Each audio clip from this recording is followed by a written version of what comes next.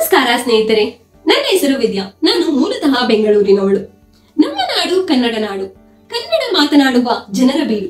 ದಕ್ಷಿಣ ಭಾರತದಲ್ಲಿ ನೆಲೆಯೂರಿರುವ ರೋಮಾಂಚಕ ಮತ್ತು ಸಾಂಸ್ಕೃತಿಕ ಶ್ರೀಮಂತ ಪ್ರದೇಶವಾಗಿದ್ದು, ಪ್ರಾಥಮಿಕವಾಗಿ ಕರ್ನಾಟಕ ರಾಜ್ಯವನ್ನು ಒಳಗೊಂಡಿದೆ.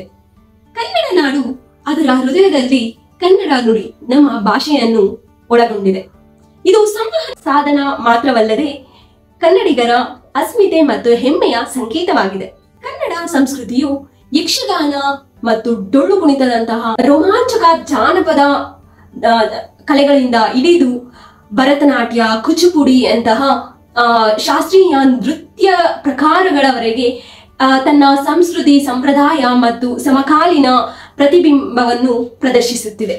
ದೈನಂದಿನ ಜೀವನದಲ್ಲಿ ಆಳವಾಗಿ ಬೇರೂರಿರುವ ಆಚರಣೆಗಳೊಂದಿಗೆ ಸಾಮಾಜಿಕ ರಚನೆ ರೂಪಿಸುವಲ್ಲಿ ಆಚಾರಗಳು ಮಹತ್ವದ ಪಾತ್ರವನ್ನು ವಹಿಸುತ್ತದೆ. ನಮ್ಮ ಹಬ್ಬಗಳಾದ ಯುಗಾದಿ, ಸಂಕ್ರಾಂತಿ, ದೀಪಾವಳಿ ಆಗಿರಲಿ ಮತ್ತು ಧಾರ್ಮಿಕ ಆಚರಣೆಗಳಾಗಿರಲಿ, ಅಂಗೀಕಾರದ ವಿಧಾನವನ್ನು ಆಚರಿಸುತ್ತಿರಲಿ, ಆಚಾರವು ಸಮುದಾಯವನ್ನು ಒಟ್ಟುಗೂಡಿಸುತ್ತದೆ ಮತ್ತು ಸಾಂಸ್ಕೃತಿಕ ಗುರುತನ್ನು ಬಲಪಡಿಸುತ್ತದೆ. ವಿಚಾರ ಎಂಬುದು ಕನ್ನಡ ಸಂಸ್ಕೃತಿಯ ಮತ್ತೊಂದು ಅವಿಭಾಜ್ಯ ಅಂಗವಾಗಿದೆ.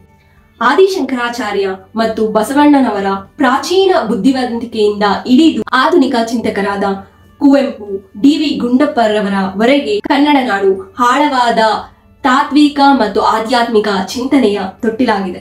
ಪರಂಪರೆ ಎಂಬುದು ಕನ್ನಡ ನಾಡಿನ ಭೂ ದೃಶ್ಯವನ್ನು ಹೊಂದಿರುವ ಕಲೆ. ಹಂಪಿ ಮತ್ತು ಬೇಲೂರಿನ ವಾಸ್ತುಶಿಲ್ಪದ ದೇವಾಲಯಗಳಿಂದ ಹಿಡಿದು ಚಿತ್ರದುರ್ಗ ಮತ್ತು ಬೀದರ್ನ ಬೃಹದಾಕಾರ ಕೋಟೆಗಳವರೆಗೆ ತನ್ನ ವಾಸ್ತುಶಿಲ್ಪವನ್ನು ಪ್ರತಿಬಿಂಬಿಸುತ್ತಿದೆ. ಕನ್ನಡ ನಾಡು, ನುಡಿ, ಆಚಾರ, ವಿಚಾರ, ಪರಂಪರೆ ನಮ್ಮ ಹೆಮ್ಮೆಯನ್ನು ಪ್ರತಿಬಿಂಬಿಸುತ್ತದೆ. ಮರ ಬೆಳೆಸಿ, ಪರಿಸರ ಉಳಿಸಿ, ಕನ್ನಡ ಮಾತನಾಡಿ, ಭಾಷೆ ಉಳಿಸಿ. ಜೈ ಕನ್ನಡಾಂಬೆ. ಧನ್ಯವಾದಗಳು.